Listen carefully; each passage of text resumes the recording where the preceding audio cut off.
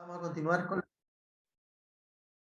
con la exposición. Entonces estábamos hablando, ¿no es cierto?, respecto de los programas de caja. En relación al tema, como decía antes yo en algún momento, la elaboración de los programas de caja en el sector municipal igual se hace de repente complejo, por cuanto los ingresos municipales no son estándar, ¿ya? O sea, todos los meses no recibimos una cantidad fija, lo cual, ¿qué significa eso? ¿No es cierto? Que con mayor razón tenemos que hacer los programas de caja de manera de qué? De manera tal de aprovisionar recursos para aquellos periodos en que los ingresos no son suficientes para cubrir los gastos programados, ¿ya? Por lo tanto, ¿no es cierto?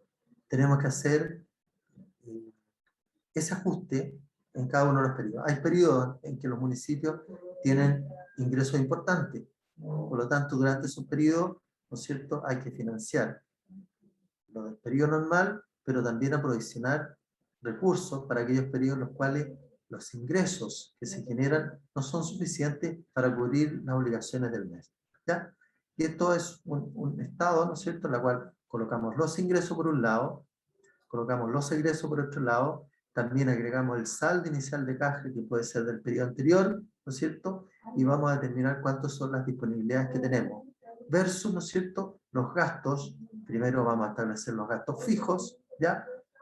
Luego los gastos variables, ¿ya? Y luego los gastos que son alternativos, ¿ya? Que no son obligatorios entregarlos, ¿ah? o cumplir con su pago, ¿ya? En el caso, ¿no es cierto?, de los gastos no obligados podrían ser lo que son las transferencias, ¿ah? Porque las transferencias, ¿no es cierto?, son voluntarias de parte del municipio y tienen que ver con la calidad o la cantidad de disponibilidades que pueda tener el municipio, ¿ya? Por lo tanto, es importante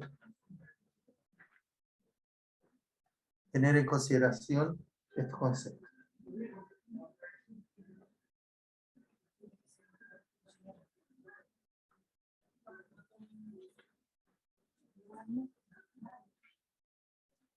Espera un segundito, ¿ah? Voy a...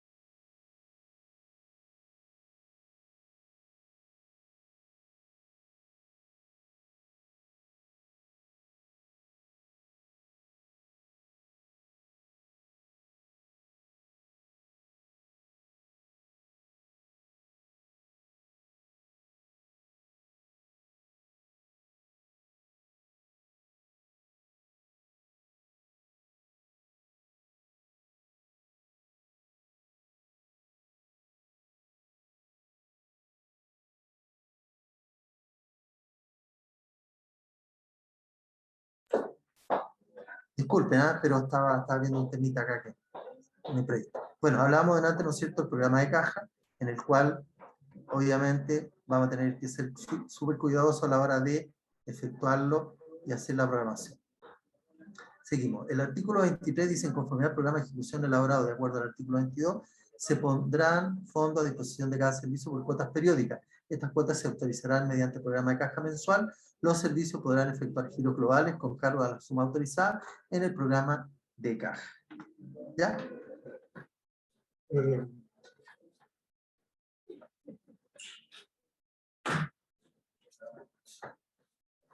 respecto de este tema, ¿no es cierto?, en el sector público, ya difiere obviamente respecto de los flujos que se van generando en la caja de cada uno de los servicios, especialmente los municipios, ya lo explicamos, que, que los programas de caja son diferentes a lo que podría ser un programa de caja del sector público.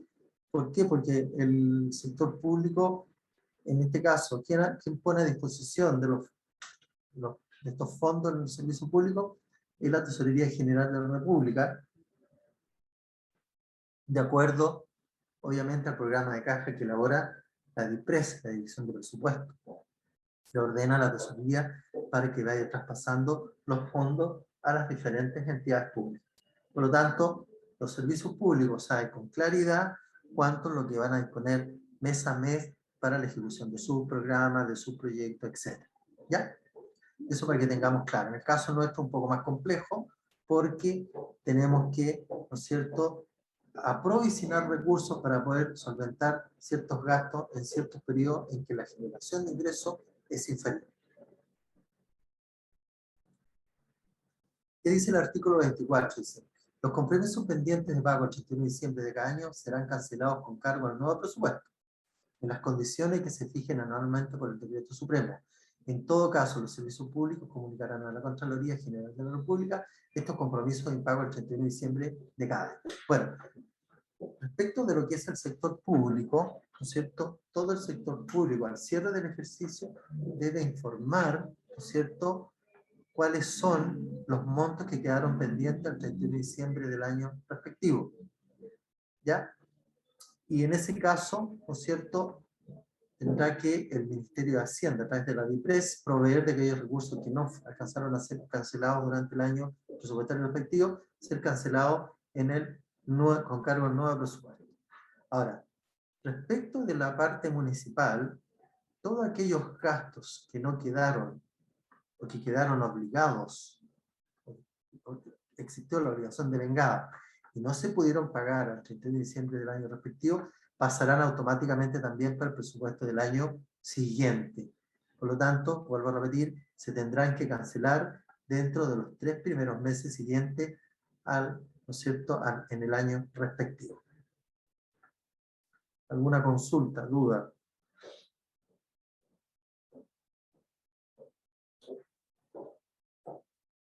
Bueno, el artículo 6 dice, y aquí entramos en el tema de la administración del fondo. Dice, se entiende por administración de fondo para los efectos de este decreto ley el proceso consistente en la obtención y manejo de los recursos financieros del sector público y su posterior distribución y control, de acuerdo a las necesidades de obligaciones públicas determinadas en el presupuesto.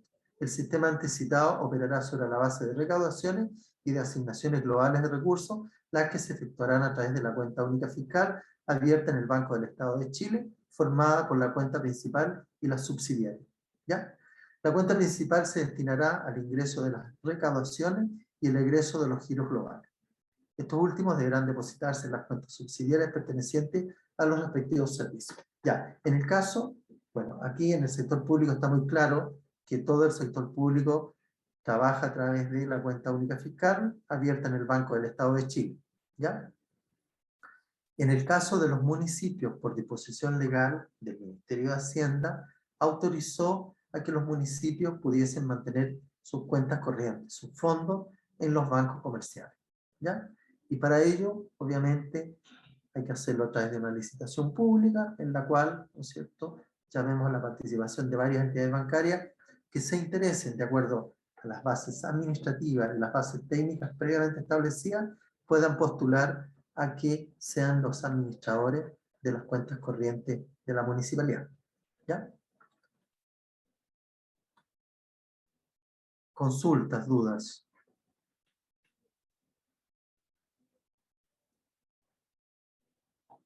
¿No? Ya, seguimos.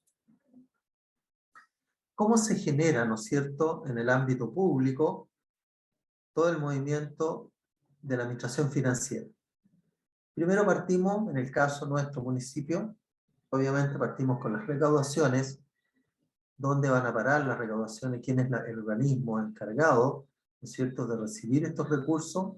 En el caso de los municipios, es la tesorería municipal, la cual se encuentra inserta dentro del organigrama municipal, ¿cierto? Que está bajo el alero de la Dirección de Administración y Finanzas. Así debe estar consignada en la estructura municipal y en el reglamento interno, obviamente, también de cada uno de los municipios. Ahora, ¿de qué manera, no es cierto?, la tesorería va recepcionando estos recursos, ¿cierto? Los recibe por caja, pero a su vez los tiene que determinar y entregar y depositar en el banco respectivo. Para el caso de los municipios, en aquellos que tengan el Banco del Estado, obviamente depositarán sus fondos en el Banco del Estado, y para aquellas entidades municipales que la tengan los bancos comerciales, depositarán en los bancos comerciales, ¿no es cierto?, cada uno de los depósitos en forma diaria, de un día para otro.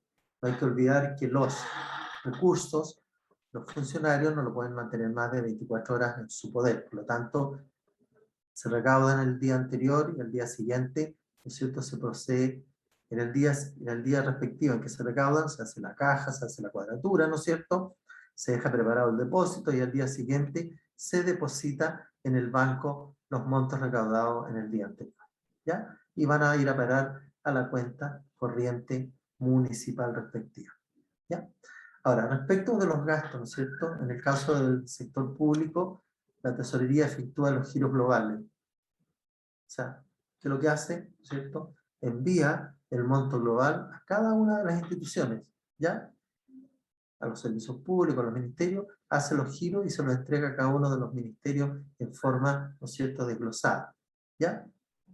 En el caso de los municipios, todos los giros que hacemos, los pagos, están respaldados por los decretos de pago respectivos, en la cual consta, ¿no es cierto?, en un expediente en el cual tendrá que adjuntarse la factura, ¿no es cierto?, la orden de compra y toda la documentación de respaldo que acredite que el pago, ¿no es cierto?, corresponde y que el servicio o bienes hayan sido recepcionados en forma conforme, ¿ya? De esa manera se procederá al pago efectivo, ¿no es cierto?, de los servicios o de los bienes adquiridos.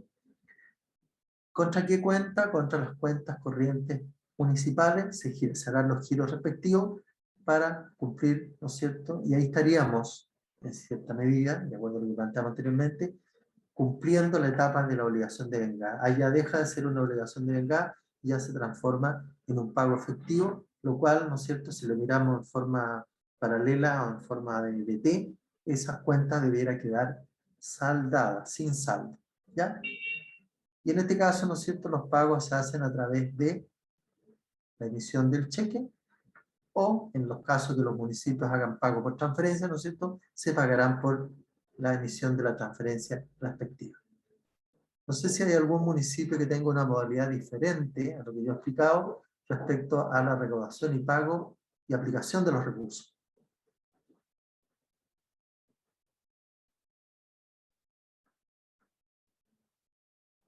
¿No? ¿Hay alguna observación, algún comentario respecto a este proceso?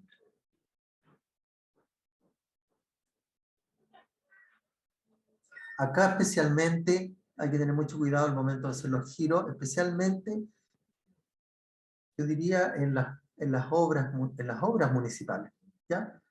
La cual no solamente basta con la factura y la orden de compra, sino tiene que venir el estado de pago completo, todo el expediente completo de pago, en el cual consta, ¿no es cierto?, el nombre del contratista, el RUT, las garantías que se encuentran vigentes, ¿no es cierto?, señalar si tiene aplicación de multa o no, si tiene aplicación de sanciones, ¿cierto?, el avance de la obra, el monto total de la obra y el avance tanto físico como financiero de la obra, ¿ya? Acreditar, ¿no es cierto?, que el contratista no tiene deudas previsionales, que mantiene los pagos al día de sus cotizaciones, de los impuestos, ¿ah? Verificar también, ¿no es cierto?, que exista en el caso de las obras las actas de recepción, ¿no es cierto?, por las etapas que se están pagando, obviamente emitidos por la unidad técnica respectiva, ¿ya? También hay que verificar, en el caso que corresponda, y que de acuerdo a las licitaciones públicas, las fases administrativas, que sí lo hayan autorizado, si la factura se encuentra, o el estado de pago se encuentra factorizado, ¿ya? Para verificar, ¿no es cierto?, a quién corresponde el pago. Cuando se factorizan las facturas, ¿no es cierto?, ya no le pagamos directamente al proveedor, sino que le tenemos que pagar al ente que le financió la factura, porque en el fondo el factoring es un sistema de financiamiento que tienen especialmente las pequeñas y medianas empresas, ¿ah? Que es para hacer liquidez en forma más rápida. Obviamente que va implícito a ese anticipo, a ese pago de la factura, un interés respectivo. ¿Ya? No sé si hay dudas, consultas.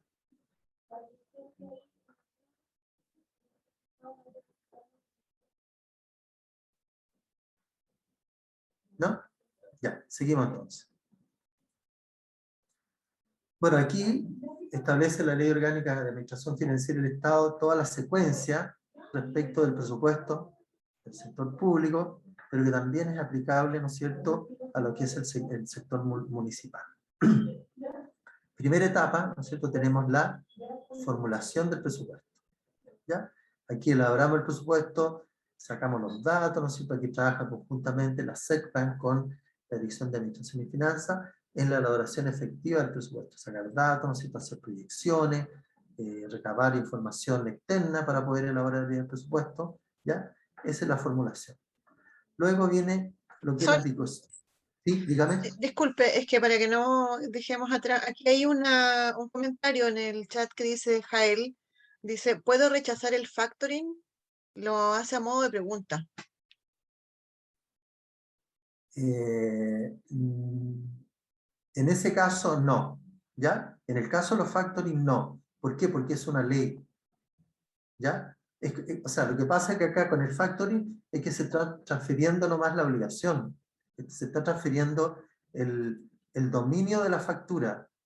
Cuando un proveedor, ¿no es cierto?, factoriza una factura, él la está entregando a otro, a un tercero, le está entregando la factura. ¿Pero en virtud de qué? En virtud de que ese tercero, ¿no es cierto?, le está financiando la factura. Por lo tanto, y esto es por ley, no es una decisión que tome el proveedor, sino que está regulado por la ley, ¿ya? Y la ley establece, ¿no es cierto?, que tenemos la obligación de pagarle a quien se le ha cedido la factura, ¿ya? Y ahí hay que tener mucho cuidado, ¿por qué? Porque si no le pagamos a quien corresponda la factura, en este caso el factoring perfectamente, y he conocido casos municipios que los factoring han demandado a los municipios por no pago de la factura. Hay que tener mucho cuidado, ¿ya? Y ser súper cuidadoso en ese sentido. Para eso, ¿no es cierto?, antes de cursar pago, yo les sugiero que vayan revisando el registro de sesiones que tiene el Servicio de Impuesto Interno en su página, ¿ya? Ahí piden todos los datos, nos los ingresan y puede verificar si las facturas están o no están factorizadas. Uno lo hace, o yo les sugiero que lo hagan, respecto de la mayoría de los proveedores. ¿Ah? De repente, por muy pequeños que sean, de igual de repente también esos proveedores tienen convenios con los factores en el cual les factorizan y les financian la factura. Pero es una disposición legal y es obligación de pagarle al factoring la factura. ¿Ya? No sé si Emilio Piña dice, sin embargo, si el factoring nos presenta un cobro antes de los 8 días hábiles para poder rechazar una factura, sí puedo rechazarla, pero la factura independiente que exista una factorización. cuando el proveedor factoriza, ¿no es cierto?, se subentiende que han plazado los plazos de aprobación o rechazo. Porque también el factoring se va a cerciorar de que la factura esté previamente aprobada, ¿ya? Si no ha sido aprobada, lo más probable, dentro de los 8 días, ¿no es cierto?, lo más probable es que el factoring no le vaya a aceptar el financiamiento, ¿ya? Generalmente la experiencia dice que los factoring, ¿no es cierto?, los proveedores han factorizado después de los 8 días, pero igual hay que estar pendiente respecto de eso, ¿ya? Ahora, ¿de qué manera puede rechazarse una factura? ¿Ya? Se puede rechazar una factura por diversas razones. Primero que nada, porque no se han recibido los productos, de acuerdo a lo que está previamente establecido. Porque no llegaron los productos que fueron también originalmente pedidos. ¿Ah? Porque no, acuérdense ustedes que esto está regulado también en las compras públicas, por la calidad del producto, ¿ya? Por la cantidad, la calidad, el tipo de producto, que no ha sido el producto que se pidió, sino que fue enviado otro producto diferente, ¿ya? Pero eso es previo, ¿no es cierto?, a la aceptación de la factura. ¿Alguna consulta, duda?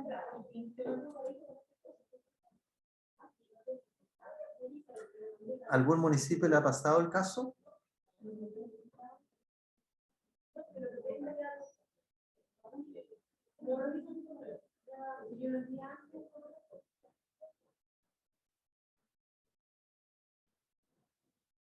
Jael agradece la aclaración.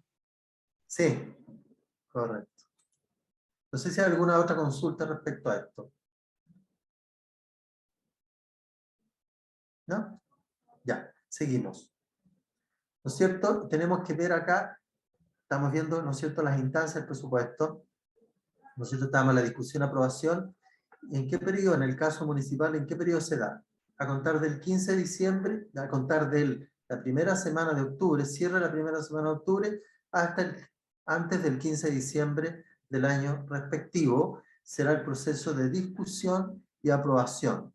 ¿Ah? La idea es que en ese periodo pueda ser aprobado, ¿no es cierto?, ya consensuado el presupuesto, de manera tal que sea aprobado con fecha anterior al 15 de diciembre, en la cual, ¿no es cierto?, exista la holgura de tiempo también, porque igual hay que hacer la distribución presupuestaria, ¿no es cierto? ¿Por qué?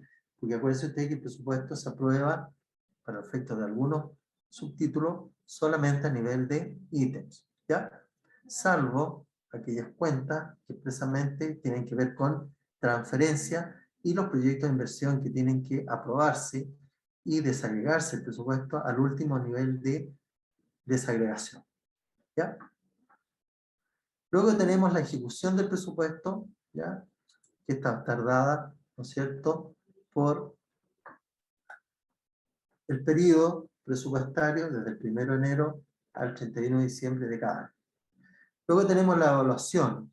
Tenemos que evaluar el presupuesto, ¿no es cierto?, cuál fue el comportamiento, a pesar de que, en el caso del municipio, cada 3 meses se van evaluando el cumplimiento presupuestario, ¿ya?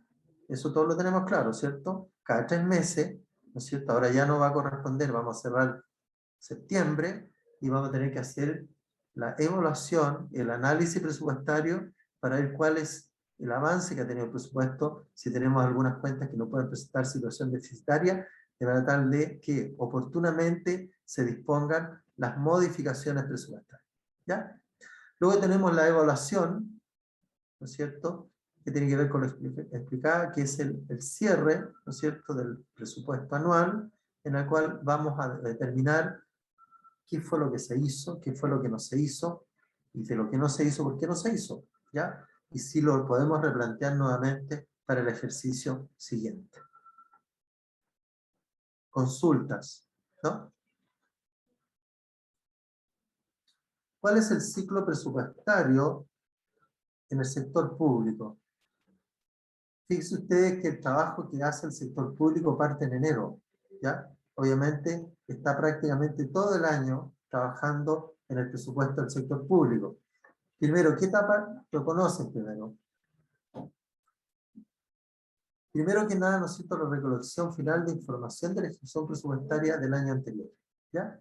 Siempre, para los efectos presupuestarios, para el efecto de la formulación presupuestaria, siempre se trabaja con el ejercicio presupuestario del año anterior. Ahora, yo quiero consultarles a los municipios que están conectados. ¿Qué criterios han utilizado para plantear el presupuesto municipal para el año 2022?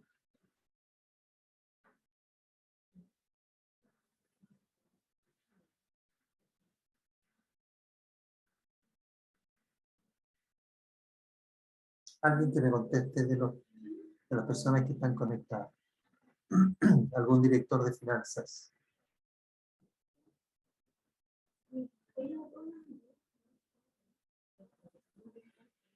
Alguien que me comente. ¿Cómo ha sido la formulación del presupuesto municipal para el año 2022? ¿Qué dificultades han tenido?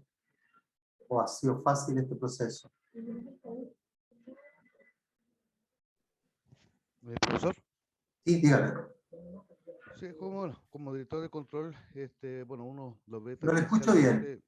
uno como director de control lo ve como de manera tangencial el presupuesto, pero sin lugar a dudas muchas veces lo invita a uno o lo invitan a participar para entregar ciertos comentarios. Bueno, más que temáticas para preparar el presupuesto, generalmente lo que yo he podido observar es que los jefes de finanzas, en este caso jefe de finanzas de esta municipalidad donde yo trabajo, ¿Ya? bueno, obviamente ve el presupuesto actual, el que rige actualmente, ya ¿Ya? viendo las evoluciones de las cuentas, pero lo más importante lo que él establece es la evolución del Fondo Común Municipal. Usted sabe que los municipios especialmente más pequeños o los que nos encontramos más que nada al sur del país, evidentemente va aumentando el porcentaje de dependencia Correcto. del Fondo Común Municipal. Por tanto, la evolución del Fondo Común, sin lugar a dudas, que uno de las temáticas principales para poder establecer el presupuesto para el año, en este caso para el año 2022. Así Ujú, también como los ingresos propios, hay un tema acá importante, yo creo que tanto en el norte como en el sur, ujú. que es los ingresos por permiso de patente acuícola. Ya, ¿Ya? perfecto. Que también se reciben millones importantes de pesos y que también determinan en cierto aspecto la formulación del presupuesto a X cantidad de dinero. Por tanto, hay como dos factores importantes, los IPP de alguna otra manera, que siempre hay que estar muy atentos a ver cómo evolucionaron en los años anteriores, hacer algún tipo de gráfico para poder demostrar también al alcalde o alcaldesa de turno cómo ha evolucionado esos ingresos y sin lugar a dudas la evolución también del Fondo Común Municipal y establecer más o menos el reajuste de dicho fondo para el año siguiente. Así que esos son como menos, como director de control que veo los Ujú. puntos o los indicadores que siempre observan los jefes de finanzas al momento de establecer el presupuesto para el próximo año. Correcto. ¿Hay alguna observación, algún comentario adicional?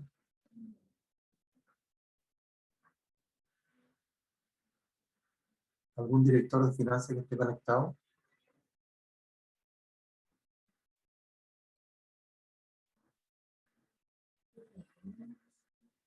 Bueno, respecto de la formulación del presupuesto en el sector municipal, obviamente que cada municipio lo elabora, ¿no es cierto?, en forma independiente, ¿ya? Porque cada comuna tiene sus características especiales. ¿Ah? Hay comunas que son, ¿no es cierto?, de la costa, que tienen algún tipo de ingreso diferente a los que tienen al interior de la costa. ¿Ah? Tiene que ver también con las comunas que son rurales, las comunas que son urbanas, ¿no es cierto?, que tienen características muy diferentes en términos de la generación de ingresos. Respecto de eso mismo, ¿no es cierto?, cada municipio lo va a determinar, como digo, de acuerdo a sus características. Pero de igual forma, hay tips, ¿no es cierto?, que igual son válidos a la hora de la elaboración de este presupuesto. ¿Ah? De la forma como proyectamos los ingresos.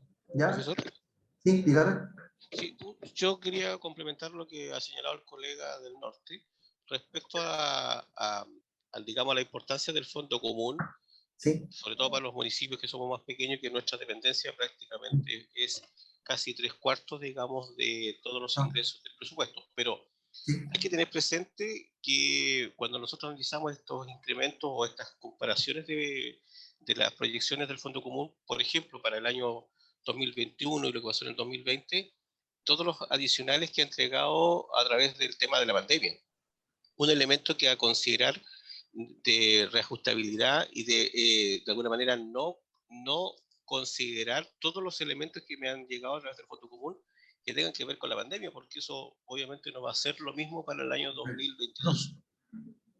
Correcto, me parece bien la aseveración. Tiene que ver justamente con las circunstancias. Yo creo que tenemos que analizar, ¿no es cierto?, cada uno de los procesos que hemos vivido estos 2 últimos años y trabajar con datos, voy a decir, entre comillas, datos reales, ¿ah? Ser realista a la hora de programar el presupuesto. ¿Ya? ¿Por qué? Porque en la medida que nosotros proyectemos los ingresos, obviamente, acuérdense ustedes que va a la par, ¿no es cierto? Yo voy a distribuir esos ingresos en los gastos. ¿Ya? Entonces, cuando yo hago ese ejercicio, automáticamente, entre paréntesis, ¿no es cierto?, así entre comillas, estoy comprometiendo el presupuesto, tanto de ingresos y a su vez como gasto, ¿ya? Que cualquiera puede observarme, me dice, ¿no es cierto? Mi proyecto de presupuesto es tanto, por lo tanto yo necesito ejecutar este presupuesto durante el año, el ejercicio presupuestario, en forma íntegra, ¿ya? Entonces, no podemos, en lo posible, a pesar de que igual es una estimación, de que esas diferencias, ¿no es cierto?, entre lo que tengamos que hacer y lo que realmente se haya generado como ingreso, se produzcan holguras muy, digamos, muy extensas, ¿ya? Porque ahí ya perdemos un poco el sentido del control presupuestario y se empiezan a crear los déficits presupuestarios, ¿ya? Profesor, Sí, bueno, un comentario a raíz del tema de la pandemia, recordar Sí. también que esas platas que llegaron fueron de administración de fondos, entonces también no forman parte de los ingresos del sí, presupuesto. lo que pasa es que eso hay que tener claridad, no mezclar conceptos, ¿ah? Claro. Primero, tenemos que trabajar cuando elaboramos el presupuesto solamente con las cuentas presupuestarias, Correcto. ¿ya? Respecto de los otros programas, la norma dice que de igual forma, cuando yo presente el presupuesto, tengo que colocarlo como información complementaria, ¿cierto?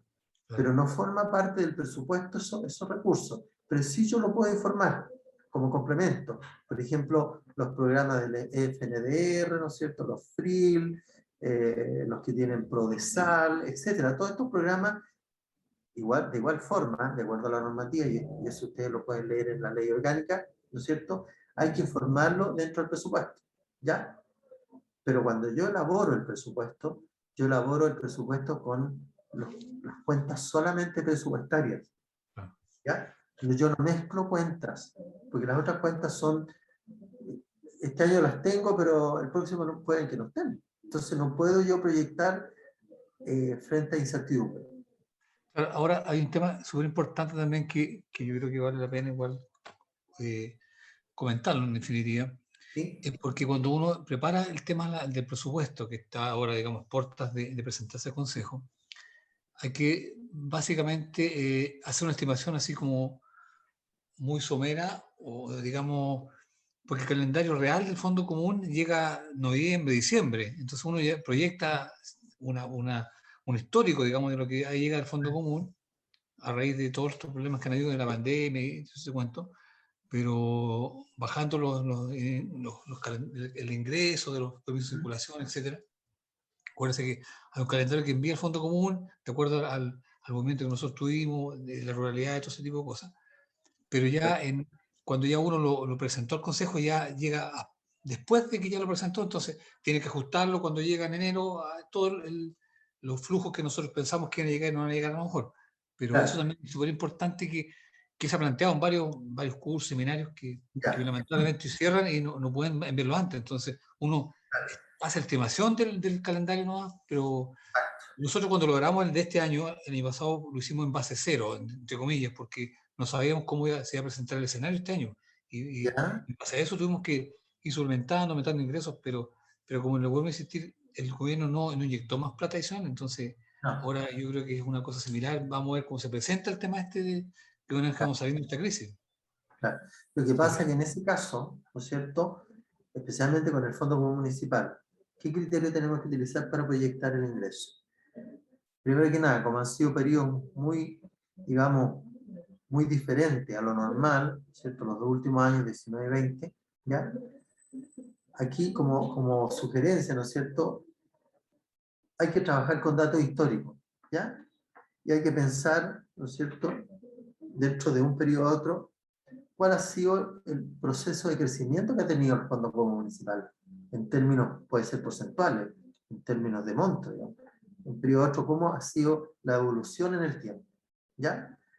Y en base a ese dato, yo puedo proyectarme para los periodos siguientes. Yo puedo considerar, ¿no es cierto?, hasta el año 2020, cuál fue el ingreso, ¿no es cierto?, del Fondo Común Municipal, y de ahí, de acuerdo a cómo se me han generado los flujos en periodos anteriores y las variaciones que se han generado, yo puedo hacer la proyección especialmente para el próximo año.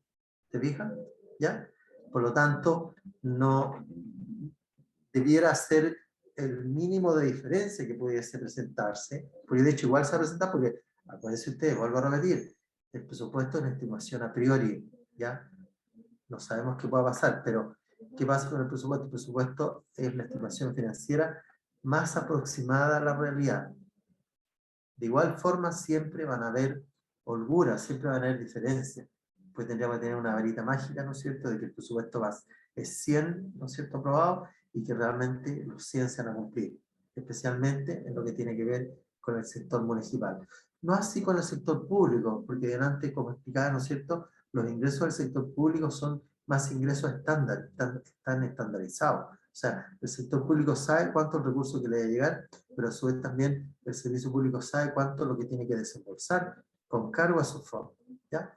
Se hace un poco más flexible el manejo, mientras que los municipios es un poco más complicado. ¿Ya? Por lo mismo, por lo que estamos comentando, en términos de que no tenemos mucha incerteza respecto a cómo van a ser los comportamientos de algunas cuentas de ingreso importantes, como lo son el Fondo Común Municipal.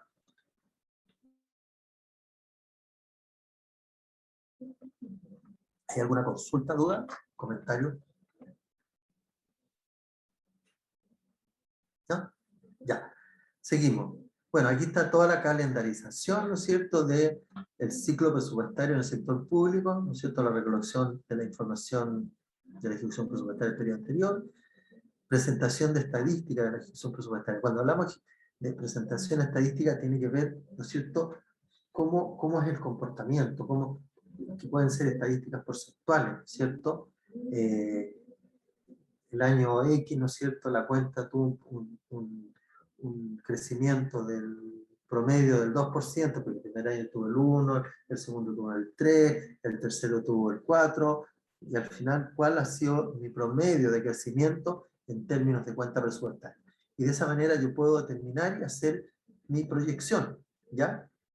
Porque de otra manera, como no tenemos otro dato fidedigno que nos acredite de qué manera y cómo se van generando los ingresos, ¿no es cierto?, no podemos presupuestar en forma arbitraria, si no tenemos el sustento, ¿no es cierto?, que nos respalde de cómo proyectamos oficialmente. ¿Ya? Luego tenemos, acá aparece, ¿no es cierto?, en marzo, la preparación de la evaluación de la ejecución presupuestaria del año anterior, la evaluación de la gestión financiera del año anterior, la evaluación de gastos, ¿no es cierto?, iniciales, aquí ya parte de la entrega de la información, porque el Ministerio de Hacienda, ¿no es cierto?, a través de la Dirección de Presupuesto, tiene que entregar una evaluación de la gestión financiera del año, ¿ya? Con la actualización de la proyección, ¿ya? Tiene que hacer una proyección previa respecto del presupuesto que va a presentar en el Congreso Nacional. Luego, en julio, envío a los ministerios la instrucción para la formulación del presupuesto y marco presupuestario, ¿ya? Aquí el ministerio le entrega las pautas, ¿no es cierto?, y las instrucciones para que cada servicio público elabore su presupuesto y le da el marco presupuestario. Mire, para gasto personal se le asigna tanto monto, ¿ya? En el caso de los municipios, igual nosotros tenemos ciertos límites de algunos gastos, ¿ya? ¿Alguien me puede mencionar qué tipo de límite tenemos en los gastos presupuestarios, por ejemplo? Alguien que se pueda pronunciar y nos comente cuáles son los límites presupuestarios de gasto que tienen los municipios. Tenemos varios. ¿Puede ser persona la contrata? ¿Sí? ¿Sí? El 40% del personal de planta, el límite. ¿Cuál es su nombre? Inés, Inés, ¿de qué comuna llama usted? de Santo Domingo. Santo Domingo. Ya, ahí tenemos una restricción, ¿no es cierto?, presupuestaria que equivale, ¿no es cierto?, al 10%. O sea, nosotros como municipio podemos destinar por concepto de gasto personal a contrata hasta el 10% del gasto que representa el personal de planta, ¿cierto? ¿Ya? ¿Qué otra restricción más existe dentro del presupuesto municipal? Profesor, ¿no es el 40%? ¿Cuánto dije yo? 10. No, me equivoqué, estaba pensando en los honorarios. Es el 40%. El honorario, sí. Sí, el honorario es el 10%, pero para el personal de contrata es el 40%. ¿Ya? Otra restricción que existe dentro del presupuesto municipal. Profesor. Dígame. Sí, dentro de las restricciones que tenemos en el 21 serían el 42% para el personal, gasto total de personal, ¿Sí? el 40% para el gasto en contrata, el ¿Ya? 10% para honorarios. Correcto. ¿Ya? Y dentro de Bueno, las transferencias de la 24, el 7%. el 7%, ¿no es cierto?, del presupuesto. ¿Ya? A lo menos son las que conocemos. Exacto. Bueno, esas son las restricciones que establece la normativa en cuanto a cuánto podemos destinar para cada uno de esos conceptos. Me parece súper bien, ¿ya? Luego tenemos, ¿no es cierto?, los ministerios entregan su petición de presupuesto, incluyendo la presentación de iniciativas nuevas, ampliaciones de programas existentes, utilizando un formato. Bueno, aquí esto lo tiene que ver el ministerio, ¿no es cierto?, conjuntamente con la Dirección de Presupuesto, la información que le entrega a cada uno de los servicios públicos. En agosto, comisiones técnicas entre la DIPRE y los ministerios, en la cual, ¿no es cierto?, discuten ya establecimiento de supuesto macroeconómico basado en información de expertos independientes. O sea, cuando hablamos de esto, hablamos, ¿no es cierto?, de qué efectos tiene el presupuesto en la economía nacional, ¿no es cierto?, hacia dónde va a ir orientado el presupuesto fiscal de la nación, qué tinte va a tener, más orientado a la, leíamos en el diario por ahí, ¿no es cierto?, que va a ir orientado al área de desarrollo social, por ejemplo, algo a través del Ministerio de Pública, ¿no es cierto?, la generación de infraestructura, etc. ¿Ya? Obviamente que el proyecto de presupuesto del próximo año, de acuerdo a la información publicada en la prensa, ¿no es cierto?, está orientada más, en cierta medida, a la generación de puestos de trabajo. ¿Ya? Luego en septiembre, distribución de los recursos disponibles por sobre el gasto inicial a iniciativas nuevas, ampliaciones de programas existentes. Luego en septiembre, reuniones bilaterales con ministros, acuerdos de reasignaciones, ¿no es cierto? Esto es el proceso de ajuste que se le puede hacer al presupuesto.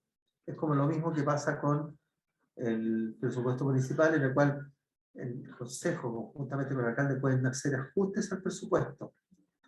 No así el presupuesto va, digamos, a solicitar o acordar aumentos del presupuesto. ¿Ya? Solamente puede hacer reasignaciones. Y por otro lado, no puede modificar presupuestos respecto a aquellas materias en las cuales las proyecciones estén basadas o estén fundamentadas en un contrato previamente establecido. Luego tenemos, ¿no es cierto?, la distribución de los recursos disponibles en septiembre, ¿no es cierto?, las reuniones bilaterales con los ministros, acuerdo a las asignaciones. En octubre, la presentación del Estado de la Hacienda Pública por parte del ministro de Hacienda, informando sobre las políticas macroeconómicas, que era lo que yo explicaba. Presentación del informe de finanzas públicas al Congreso. Análisis del presupuesto por subcomisiones, se dividieron, ¿no es cierto?, en ciertas comisiones para analizar el presupuesto. Y borrador de protocolo de acuerdo, en términos de cuál va a ser en definitiva el proyecto de presupuesto que se va a someter a votación.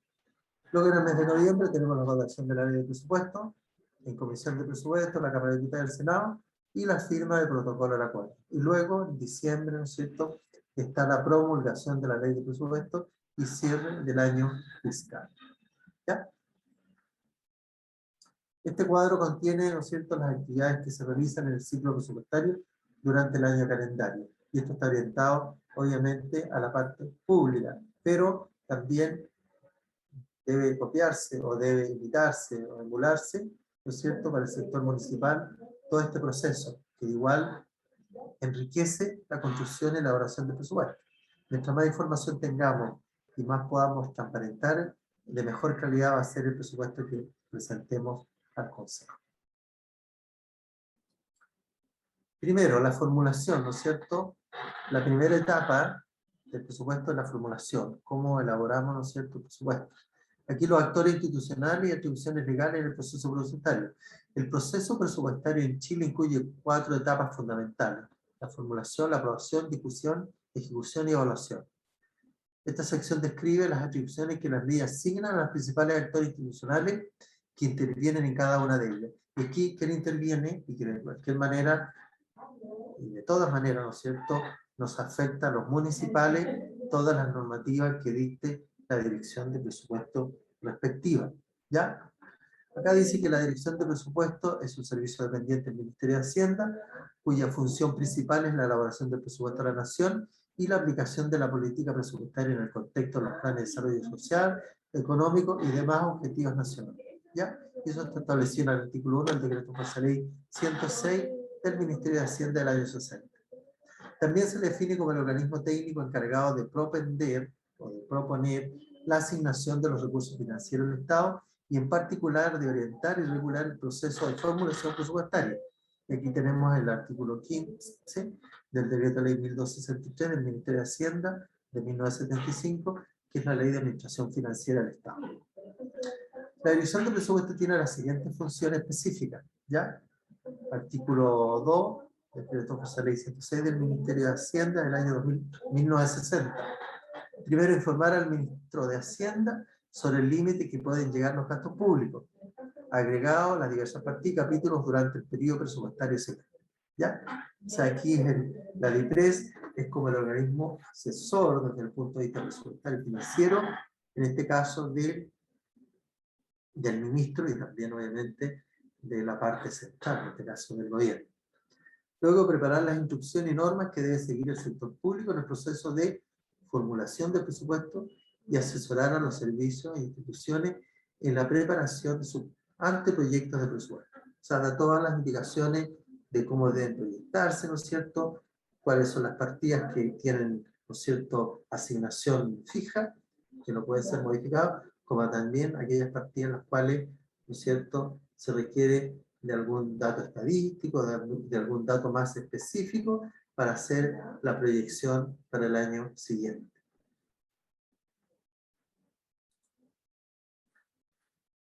El ministro de Hacienda, ¿no es cierto? El ministro de Hacienda tiene la responsabilidad de especificar el calendario de formulación del proyecto de ley de presupuesto, lo que permite coordinar las acciones de los servicios entre sí y con las administraciones regionales y locales. ¿Ya? Eso está establecido en el Decreto Ley 1263 del Ministerio de Hacienda sobre Administración Financiera del Estado. ¿Qué le corresponde al Presidente de la República? De acuerdo a la Constitución Política de la República de Chile, corresponde al Presidente de la República el gobierno y la administración del Estado, siendo su atribución especial concurrir a la formación de las leyes con arreglo a la Constitución, sancionarlas y promulgarlas. En particular, la Constitución otorga al Presidente de la República la iniciativa exclusiva de los proyectos de ley que tengan relación con la administración financiera y presupuestaria del Estado. Aquí hay un tema súper relevante que tiene que ver, ¿no es cierto?, todos los temas que tengan que ver con presupuesto, con finanzas, con recursos públicos, todas las leyes tienen que nacer del Ejecutivo, ¿ya? No nacen del mismo Parlamento, propuestas, ¿no es cierto?, de que tenga incidencia presupuestaria y financiera del sector público. Además, corresponde al presidente la estimación del rendimiento de los recursos que contempla la ley de presupuesto y de los no gastos que establezca cualquier otra iniciativa de la ley previo informe de los organismos técnicos respectivos. ¿Ya? Tendrá que tener claridad respecto de los ingresos que va a percibir, como también tener claridad respecto a cómo va a distribuir esos recursos dentro de los organismos públicos.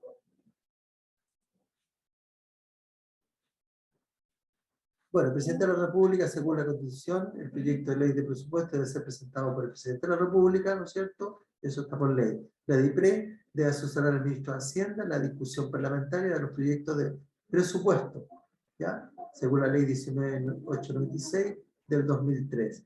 Se debe entregar al Congreso, además del proyecto de ley, un informe sobre las finanzas públicas, que incluirá una cinta del programa financiero, proyección de ingresos y gastos para 3 años. Y ahí está el gran programa financiero, ¿no es cierto?, que establece la Ley de Administración Financiera del Estado, en la cual estima por el periodo de 3 años cuáles serían los eventuales ingresos, como también cuáles serían los eventuales gastos. El Congreso Nacional dice: el proyecto de ley de presupuesto debe ser estudiado e informado por una comisión especial mixta de presupuesto, integrada por igual número de diputados y senadores de las comisiones de Hacienda, y presidida por un senador escogido por acuerdo de sus miembros. ¿Ya? La DIPRES, por otro lado, ¿no es cierto?, dentro del ejercicio de la ejecución del presupuesto, tenemos que la Dirección de Presupuesto tiene las siguientes funciones específicas en la etapa, ¿no es cierto?, en la etapa de ejecución. Primero que nada, publicar y distribuir la ley de presupuesto y otros documentos relacionados con su actividad. Preparar la aprobación del ministro de Hacienda, las normas para la ejecución de los presupuestos del sector público. Y aquí nos cabe, ¿no es cierto?, mucho de lo que nosotros hacemos como municipio, ¿no es cierto? ¿Qué normas de aprobación hace el Ministerio de Hacienda para la ejecución presupuestaria? ¿Cuáles son las normas que nosotros aplicamos generalmente y que son dictadas por el Ministerio de Hacienda? Alguien que me lo comente. Existen varias.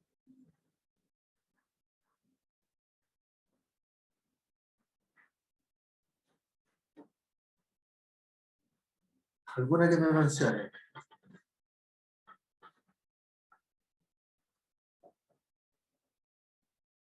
¿No? Bueno, tenemos primero que nada el decreto que establecen las modificaciones presupuestarias, ¿cierto? Es una norma que establece el Ministerio de Hacienda a través de la Dirección de Presupuesto de cómo se maneja el presupuesto municipal y cómo se maneja el presupuesto del sector público. Y en ese caso, lo que hacen, en este caso la Dirección de Presupuesto, el Ministerio de Hacienda, a través de la Dirección de Presupuesto, establece ciertas normas de control presupuestario. En el sentido, ¿no es cierto?, cómo podemos hacer las adecuaciones presupuestarias en su momento oportuno. Nosotros partimos de la base también, que es necesario señalarlo, que los presupuestos, tanto al sector público como al sector municipal, son presupuestos flexibles. ¿Qué implica eso, no es cierto? Primero que no son presupuestos estáticos y por otro lado que admiten modificaciones, ¿ya? ¿Y qué tipo de modificaciones admite el presupuesto municipal? ¿Quién me puede señalar?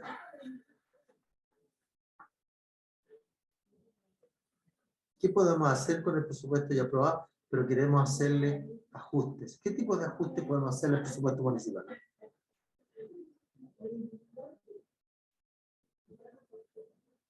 Alguien que me lo comente.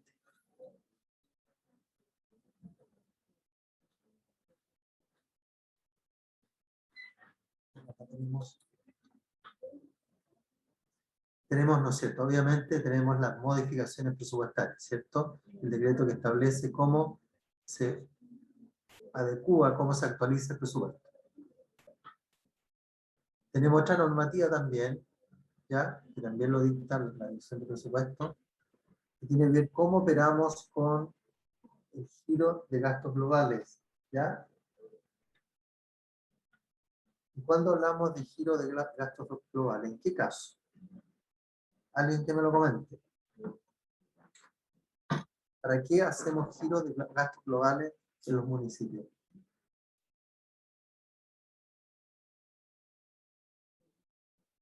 ¿O no hacemos giros de fondos?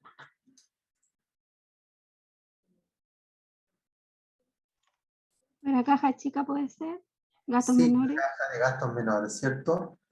¿Ya? La caja, la famosa caja chica, está regulado, ¿no es cierto?, por una normativa especial que dictó el Ministerio de Hacienda a través de la Dirección de Presupuesto. ¿Y qué reglamentación, qué contenido tiene esa norma sobre los giros de caja chica?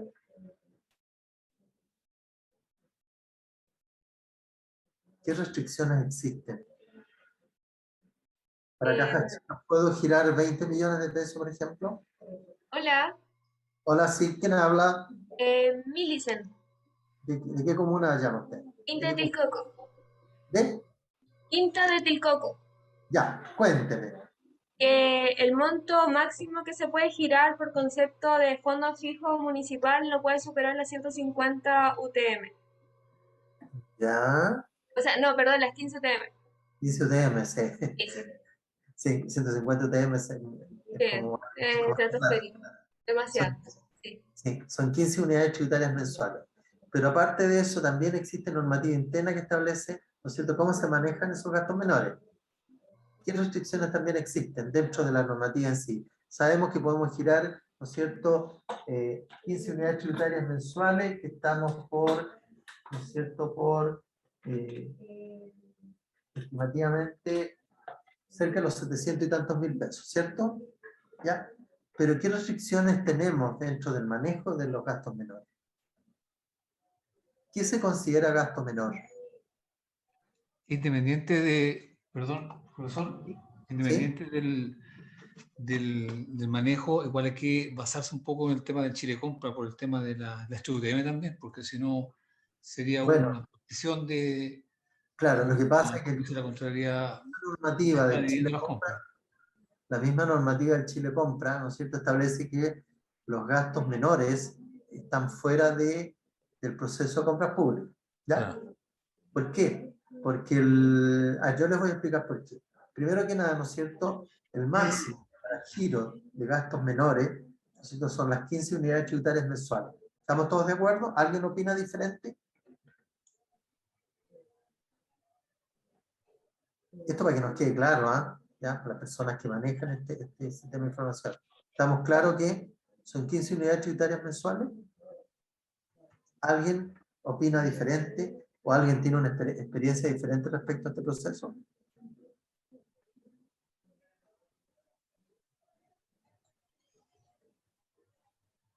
Ya. Bueno, como tope tenemos las 15 unidades tributarias mensuales, que son alrededor de 700 y tantos mil pesos por funcionario. Pero ese funcionario tiene que estar previamente habilitado para el manejo de fondos. ¿Ya? ¿Y qué requisito tenemos que tener para que un funcionario pueda manejar fondos? Una póliza de fidelidad funcionaria que se pide a La la póliza de Contraloría. fidelidad funcionaria, ¿cierto? Requisito previo para que una persona pueda, ¿no es cierto?, manejar recursos públicos. Y también tiene que estar previamente autorizado a través de una resolución de la jefatura respectiva que está autorizado al manejo de fondos públicos. ¿Ya? Porque no cualquier persona puede recibir y manejar los fondos, tiene que estar previamente autorizado por la autoridad pertinente, en este caso, por el alcalde, y cuál va a ser, digamos, cuál es la formalización para que el funcionario pueda operar para manejar fondos públicos. Acá en este municipio se hace con un decreto alcaldicio. Se hace un decreto alcaldicio, ¿no es cierto?, que es la expresión de voluntad del jefe superior de dar ciertas funciones a ciertos funcionarios. Y eso tiene que estar totalmente registrado y tiene que estar emitido. ¿Por qué? Porque ante una eventualidad, ¿no es cierto?, los seguros se hacen efectivos cuando todo se ha hecho dentro de la ley, ¿ya? Por lo tanto, cualquier percance que pudiese ocurrir y que no tenga, no se ajuste a la normativa, los seguros no responden. Así de simple. Entonces, por eso hay que ser súper cuidadoso, ¿no es cierto?, en la definición de funciones, en los montos y cuál va a ser la operatoria. ¿Ya? Lo mismo ocurre, yo voy a usar un poquito del tema, lo mismo ocurre con los conductores. ¿Ya? En algunos municipios he observado que muchos conductores conducen vehículos, primero que nada, no están autorizados para conducir vehículos. Menos, si no están autorizados, no rinden fianza para conducir vehículos. ¿Ya? Hoy en día está súper delicado el tema de la conducción de vehículos fiscales. ¿Ya? ¿Por qué? Porque el vehículo fiscal, como cualquier vehículo, es un riesgo cuando está en la calle. ¿Ya? Puede producir un accidente, hasta lo pueden chocar. ¿Ya? Entonces, si se choca un vehículo fiscal, ¿no es cierto?, cumpliendo con toda la normativa y está asegurado, el seguro va a responder. Pero si chocan un vehículo, ¿no es cierto?, que no tiene toda la normativa en regla, por ejemplo, a pesar de que esté asegurado, ¿no es cierto?, puede que no tenga el permiso de circulación al día. Y en ese caso, ¿no es cierto?, el seguro no va a responder. ¿Por qué? Porque ese vehículo no estaba autorizado expresamente para poder circular porque no tenía el permiso de circulación. ¿Se fijan? Lo mismo ocurre cuando hay un siniestro, ¿no es cierto?, de un vehículo y el chofer no está previamente autorizado para conducir vehículos. ¿Qué quiero decir con eso? Que no está el decreto alcaldicio que le otorgó las funciones y las responsabilidades de conducir. Entonces hay que tener mucho cuidado y ser cuidadoso a la hora de asignar funciones y de que los funcionarios y las personas que, ¿no es cierto?, asuman esas funciones estén previamente autorizados. ¿Ya? Profesor, hay bueno, yo tenía entendido, no sé si está vigente todavía, pero cuando uno maneja un vehículo fiscal, si no es un conductor habitual, no se le exige la póliza. No Entonces, se le exige esos son los conductores eventuales. ¿Ya? por eso lo digo. Sí. Por eso tienen que quedar también, yo recomiendo que se dejen establecido en algún decreto la definición de algunos conductores eventuales, ¿ya? Que queden previamente establecidos, sin obligación de rendir fianza, porque no son conductores permanentes. Claro, correcto. Sí, sí. ¿Ya? Entonces es conveniente también a través de un decreto dejar establecido quiénes podrían actuar como choferes eventuales, ¿ah? Y que no son habituales. Y eso para salvar responsabilidades ante un eventual siniestro. El otro punto podría Sí. ser dentro de los gastos globales el tema de los fondos a rendir. Cuando en eventualidad que se le entrega a algún funcionario un fondo a rendir para una actividad específica, por ejemplo. A ver, Sí, no todos los funcionarios están habilitados para manejar fondos. ¿Ya? No, por supuesto, tiene que tener esa póliza, por supuesto. Sí. Tiene esa póliza. ¿Quién está autorizado? El tesorero municipal, ¿no es cierto? Es el único funcionario que está autorizado al manejo de fondos. Sí, ¿ya? correcto. Y su correspondiente cajero para poder operar con el sistema. ¿Ya? Por lo tanto, el resto de funcionarios no están autorizados para el manejo de fondos. ¿Ya? Ahora, respecto de la caja de gastos menores, se autoriza, ¿no es cierto?, el manejo a través de un decreto alcaldicio en el cual, aparte de autorizar el manejo, también se le entregan las funciones. Es súper importante, las funciones. De qué manera yo digo, el fulano de tal, nivel tanto, grado tanto, ¿no es cierto?, asumirá las funciones de la administración y manejo del fondo de gastos menores para atender necesidades inmediatas, bla, bla, bla, ¿cierto? ¿Ya? Sí. La persona que se le asigna estas funciones, ¿no es cierto?, deberá rendir fianza, bla, bla, bla, ya, todos los antecedentes. Sí. Y en esos casos quedaría protegido ante cualquier eventualidad, porque está todo en regla, ya, está dictado el decreto, está definida la función que asume, etcétera, etcétera, ¿ya? Por lo tanto, ¿no es cierto?, eso es una forma de poder resguardar también la decisión que haya tomado la jefatura, porque en definitiva acá quien toma la decisión de otorgar las funciones es la jefatura respectiva. En este caso es el alcalde, ¿no es cierto?, Sí. a través de una manifestación de voluntad que lo hace a través de un decreto alcaldicio. ¿Ya? Ya. Pero yo me refiero a su fondo a rendir, que independiente de la caja chica, que es un tema que es de gasto menor en general, igual pero forma, el fondo a por rendir ejemplo, en ese caso, a ver, vamos a hacer un caso típico, yo creo que le pasa a muchos municipios, cuando hacen actividades recreativas, ¿no es cierto?, y en el cual en algunos casos establecen premios en efectivo, podría ser el caso, ¿ya? Ahí se lo voy a aclarar. ¿ya? En ese caso, ¿no es cierto?, primero que nada, el premio en efectivo tiene que estar debidamente reglamentado, ¿no es cierto?, en el concurso, en la participación en la actividad, señalar que una de las partes de la actividad va a ser premiada, por decir algo, con dinero en efectivo. ¿Ya? Ahora, si es en dinero efectivo, igual forma yo puedo entregarle un cheque, ¿cierto?, como premio, pero también puedo entregarle en efectivo. Pero quien maneja ese efectivo es el tesorero municipal, porque es el único funcionario responsable, de acuerdo a la normativa y de acuerdo al reglamento interno de cada municipio, en percibir, recaudar, pagar ingresos y gastos municipales. ¿Se fijan? Por lo tanto, es el tesorero responsable del manejo efectivo de los recursos, tanto de los ingresos como de los gastos. ¿Ya? Ahí tiene que quedar expresamente señalado en los respectivos documentos de respaldo, en este caso los decretos alcaldicios, ¿no es cierto?, que el tesorero municipal va a ser el que va a entregar los premios consistentes en efectivo por tales sumas a tales y tales, ¿no es cierto?, en tales condiciones. ¿Ya? Pero no cualquier funcionario, ¿no es cierto?, yo le voy a pasar plata para que entregue premios, estoy poniendo un ejemplo, sino que tienen que ser los funcionarios legalmente habilitados para ello. ¿Ya? Ahora, no sé si le quedó clara la idea. Sí, lo que pasa es que en realidad ese tema de los premios es bien discutido porque en realidad no hay un comprobante, digamos, de que se pueda comprobar como el premio en primer lugar, segundo, a eso se refiere, ¿cierto? Correcto. No hay una boleta que justifique eso, por ejemplo, en el caso puntuales. Bueno, se tienen que elaborar los recibos respectivos tienen que estar la Contraloría hoy en día ha pedido mucha evidencia de imágenes, ¿ya? En que consta, ¿cierto?, la entrega del premio, consta la participación de las personas que son premiadas, ¿no es cierto? Bueno, hay todo un protocolo previo que igual hay que juntarlo dentro de la rendición de cuentas, ¿ya?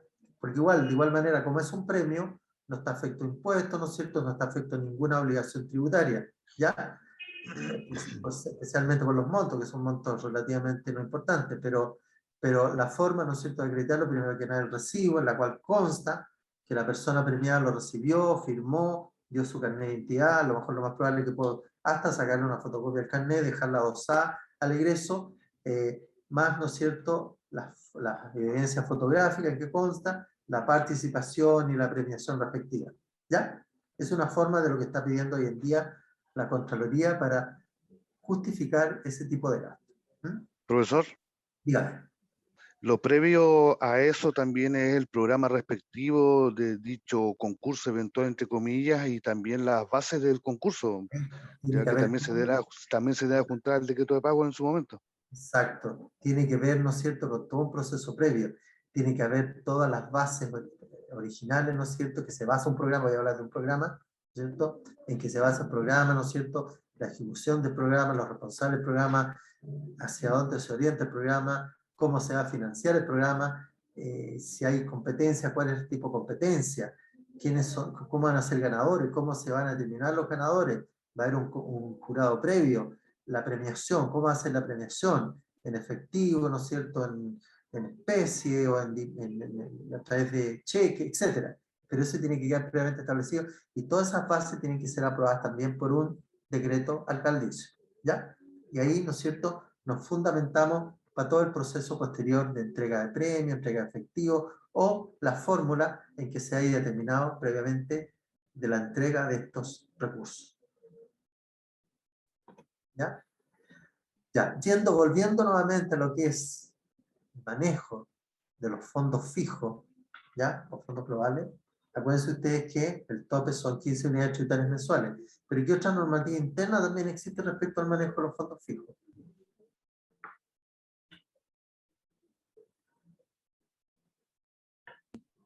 ¿Cómo operamos con los fondos fijos? ¿Qué tenemos que tener cuidado cuando vamos efectuando los gastos y cuando vamos rindiendo? ¿El monto máximo a rendir por boleta, profesor? Correcto. Acérquese un poquito más al micrófono, escucho lejos. El monto máximo a rendir por boleta. Sí, correcto. Ya. ¿Puede ser superior a una UTM? Exacto. ¿Y qué pasa cuando es superior a una UTM? Se debe, creo que se debe imputar a la cuenta contable, algo así, ¿o no? Sí, está muy bien la idea. La vamos a explicar. Dentro cuando yo rindo cuenta de los gastos menores, o la caja chica, ¿cierto?, se considera como gasto menor, y lo voy a imputar a gastos menores, todo aquel monto que sea inferior a una unidad tributaria mensual. Estamos hablando de todo lo inferior a 50 y tantos mil pesos, se considera como gasto menor.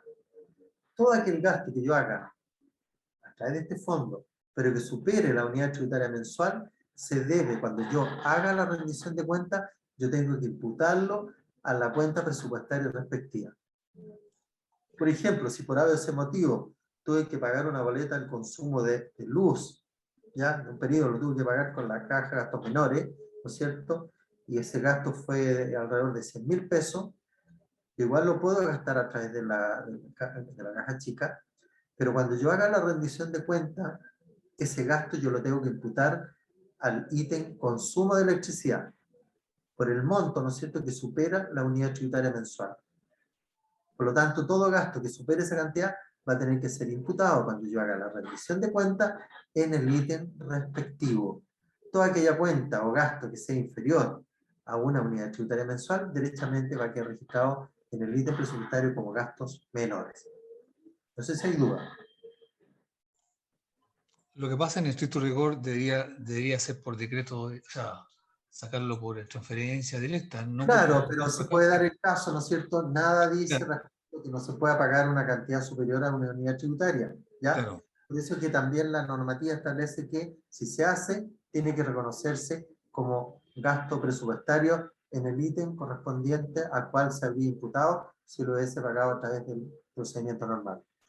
Ahora, una consulta, profesor, Sí, con este tema del monto de los 15 UTM, ¿cierto? sí, Pero ¿qué pasa? Dice 15 UTM mensuales, o sea, el tope de sí. los...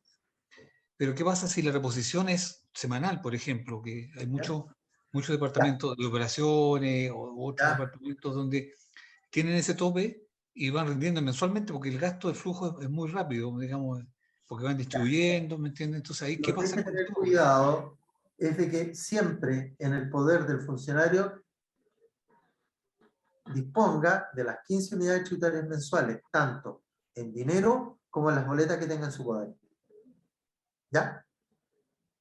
Siempre tiene que mantenerse el monto, no se puede incrementar, no se puede aumentar.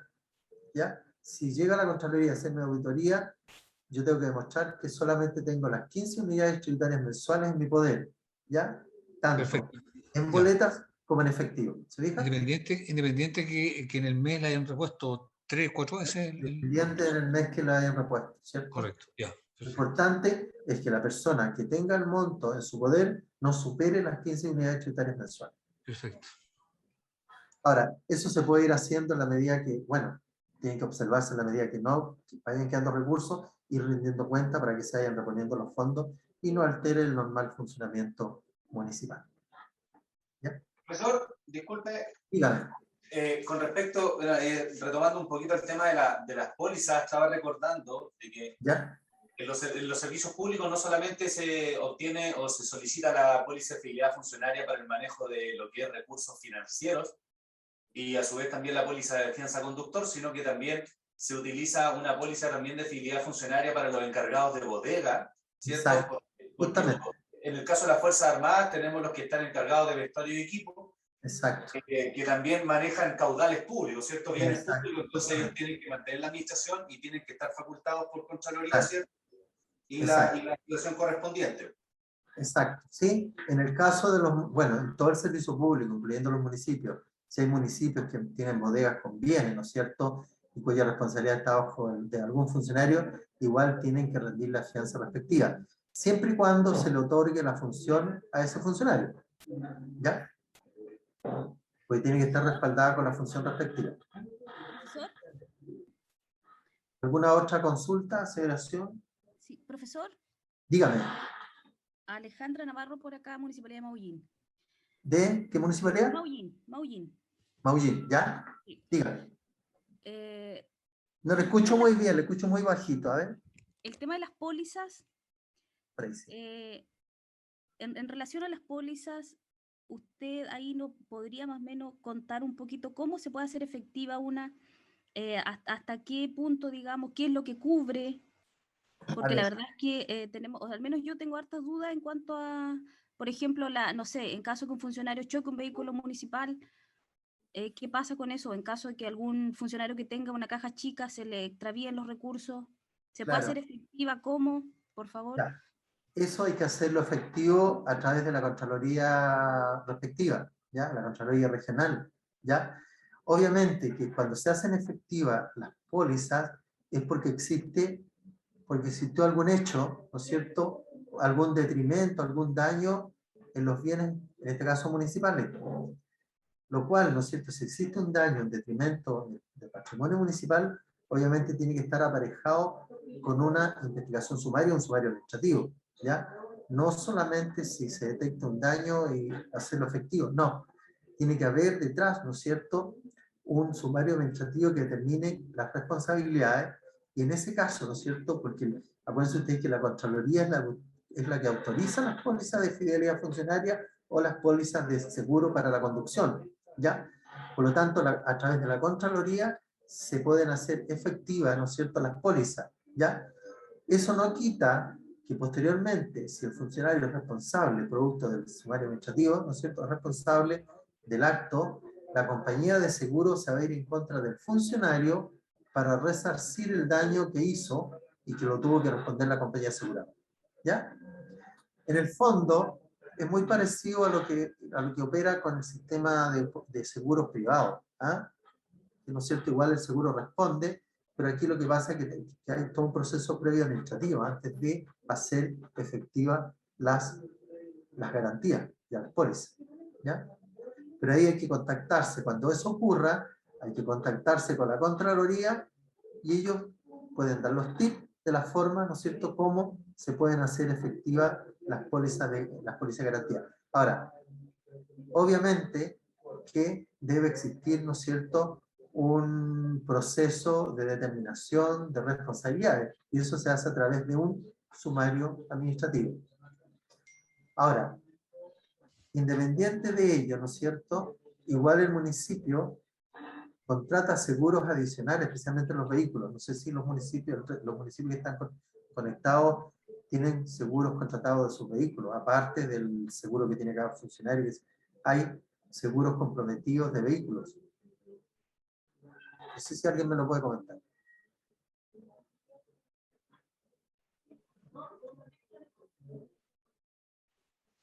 No, nosotros acá en nuestro caso, por ejemplo, no habían seguros comprometidos y ocurrió un accidente.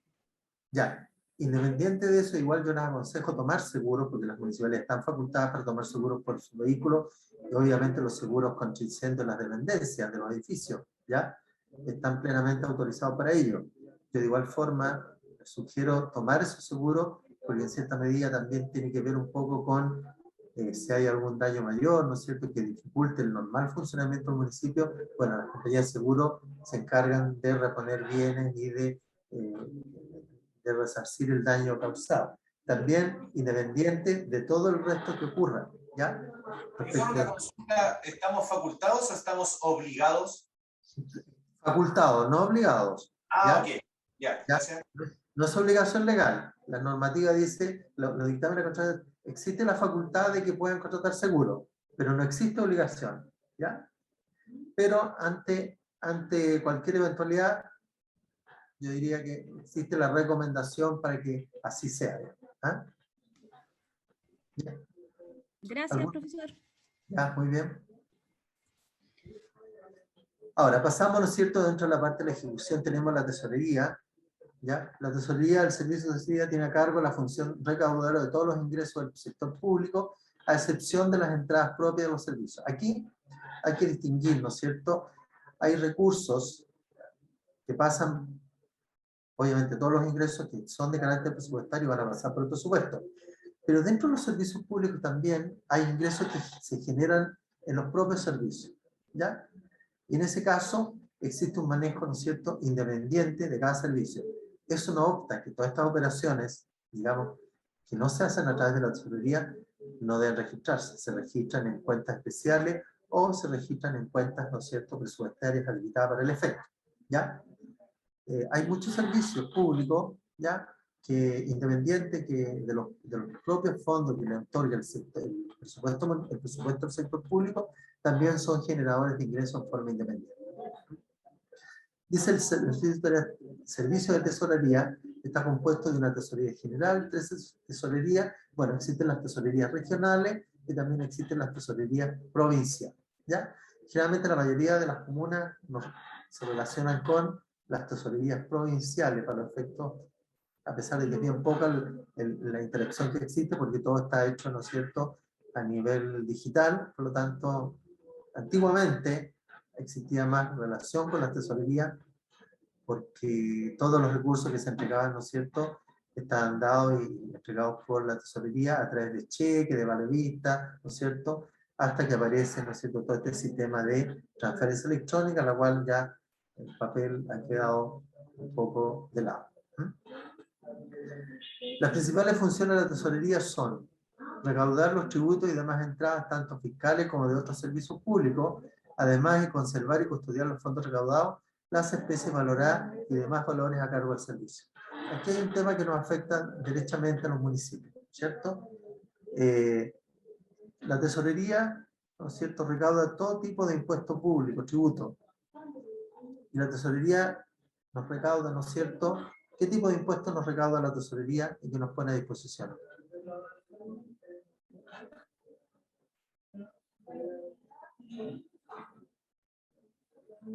Obviamente que nos recauda el impuesto territorial, ¿sí o no? Y el impuesto territorial tiene la característica de un impuesto fiscal. No es un impuesto municipal desde su concepción, desde su creación, desde su legislación, ¿cierto? Es un impuesto fiscal, ¿ya? Que grava, ¿no es cierto?, las propiedades, los bienes raíces de la comuna, bajo ciertas condiciones, ¿ya? ¿Qué otra recaudación más nos entrega, nos hace la tesorería? Es el Fondo Común Municipal, ¿ya? Y también nos recauda los derechos de aseo respecto de todos aquellos bienes raíces que se encuentran afectos a la contribución territorial, ¿ya? La tesorería nos recauda, ¿no es cierto?, conjuntamente con los boletines de los derechos de aseo de todas aquellas propiedades que están, ¿no es cierto?, afectas a la contribución territorial. Por el solo ministerio de ese hecho, automáticamente quedan afectos también al derecho a aseo, ¿ya? Aquí en cada oportunidad, ¿no es cierto?, cada cierto tiempo, y está fijado por fecha, que las municipalidades tienen que informar al servicio de tesorería los montos semestrales del derecho a aseo a cobrar, ¿ya? Hay comunas acá que informan habitualmente de estos datos a la tesorería.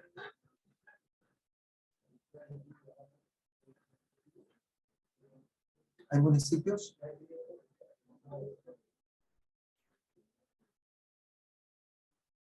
Primero que nada, ¿hay municipios que determinan tarifa de aseo primero que nada?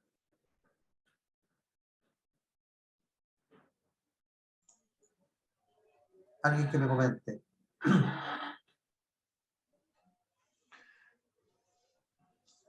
¿Alguien quiere hacer una observación? ¿Sí? Te escucho. Profesor, Y dígame. bueno, el tema del derecho de aseo es complicado también para las comunas pequeñas porque ahí vas a un tema de antipopular. Yo he tratado de colocar este asunto en el tapete, pero nunca hemos podido ponernos de acuerdo, a pesar que hay restricciones.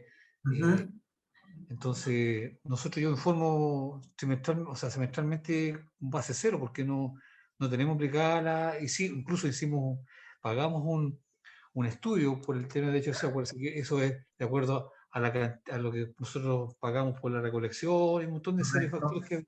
Exacto. Pero no hemos podido con el consejo ponernos de acuerdo que autoricen ellos el cobro, entonces se coloca base cero nomás. No sé si los demás colegas tendrán otra opinión, pero como municipios pequeños casi no cobramos derecho a aseo, solamente las patentes comerciales se le incluye el aseo.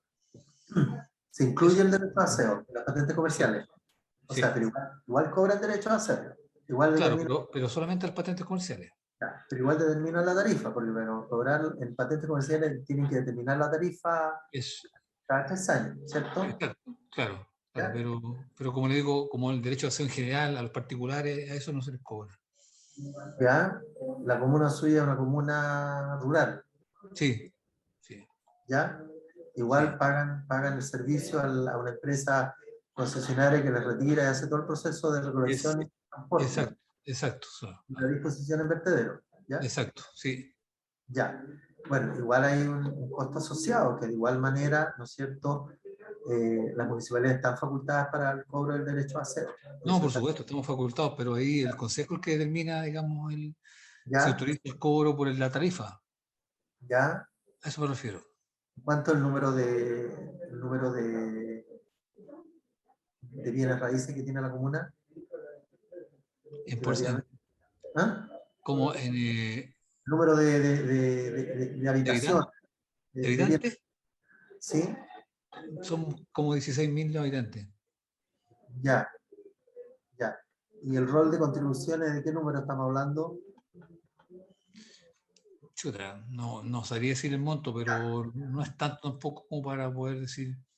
Lo que pasa es que eso se ha querido, se ha discutido hartas veces, pero en definitiva nunca hemos llegado a un acuerdo, como le decía yo, pero porque aparte que es un tema súper complicado, porque el alcalde, si no hace ese también cae en doble abandono de deberes. Entonces, por eso que también no es que esta opción de que quiera o no quiera, sino que él se presenta, pero el consejo nunca ha querido aplicar una la tarifa de aseo. Exacto. ¿Y de qué monto estamos hablando la tarifa de aseo de ustedes hoy en día? ¿La tarifa anual? No, no es que, como le digo, la tarifa son de 5.000 y algo que se sacó el promedio, 5.000 por trimestral. Entonces, es que es más o menos similar a lo que cobran los demás. Pero en el fondo, como se deja en cero eso, con la información que se entrega el servicio de impuesto interno, se cobra Independiente, solamente el porcentaje de las patentes. independiente de cobrar o no cobrar, ¿no es cierto? Si usted está cobrando, igual tiene que terminar la tarifa de aseo, ¿ya? Porque tiene que ser, acuérdese usted, la información tiene que ser fidedigna, ¿ya? ¿En términos de qué? En términos de determinar los costos reales que tiene el municipio versus los usuarios que tiene la comuna. Y ahí recién yo voy a determinar el valor de la tarifa de aseo.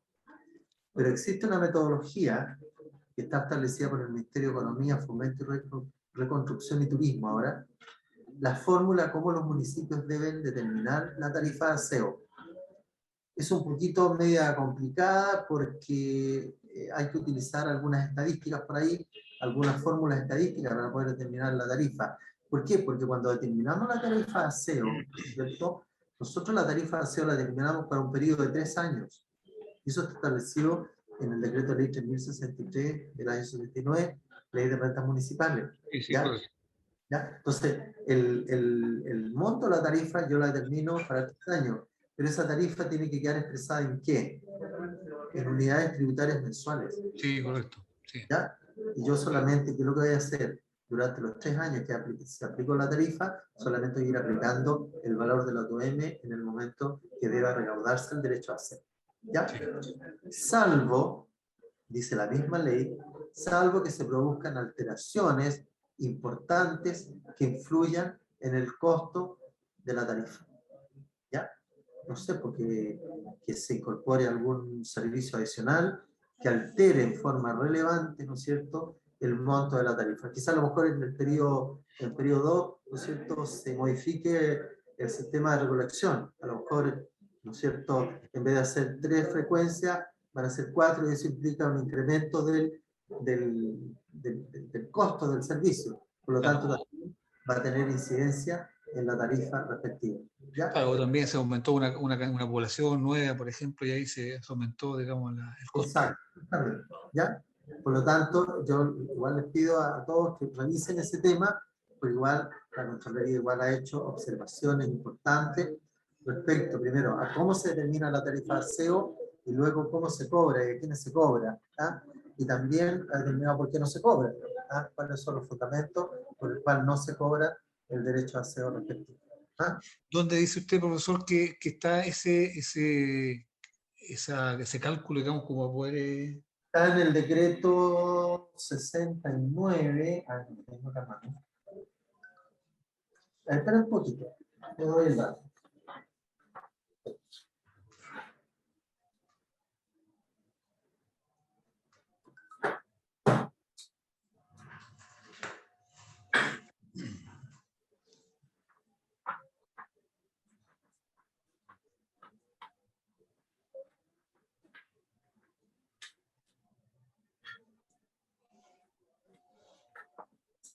Mira, está el decreto 69 ¿Ya? del 22 de mayo del 2006. ¿Ya? En esa fecha fue publicado. Y la última versión es del 24 de julio del 2007. Ya, perfecto. Y la promulgación fue el 14 de febrero del 2006. Eso se puede meter a la página del Congreso Nacional y Sí, pueden sí. bajar este decreto. ¿Ya? Perfecto. Ok, Ahí muchas aparece, gracias. aparece toda la normativa, ¿no es cierto? La tarifa anual, aparecen las condiciones generales para la fijación de la tarifa de aseo, ¿no es cierto? Los costos variables, los costos fijos, ¿ya? Aparecen las fórmulas matemáticas, hay que determinar varianza, desgraciadamente hay una fórmula matemática por ahí que hay que resolverla para poder determinar la tarifa y hacer la predicción por los 3 años siguientes. ¿Ya? Ya, perfecto. Okay. Pero ahí aparece toda la normativa respecto a la formulación y determinación de la tarifa de aseo para los 3 años. ¿Ya? Ya, ok. ¿Una otra Ya. consulta? ¿Duda? ¿No? Estamos claros. No, muchas gracias. Ya, Profesor, dígame. profesor, ¿podría Sí. repetir la página que no se escuchaba bien, se escuchaba cortado, para Sí. bajar la resolución 14 del 2006? A ver, el decreto 69. Espérese un segundito.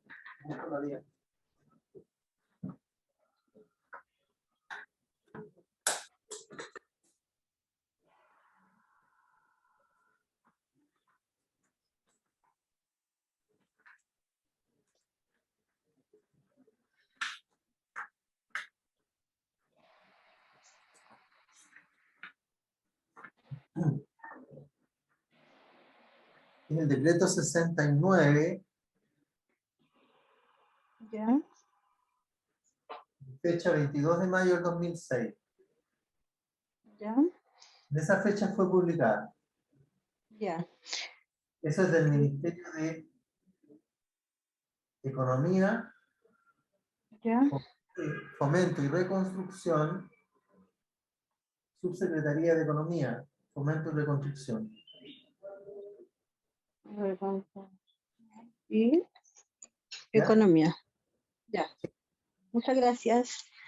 La última modificación que tuvo este reglamento es del 24 de julio del 2007.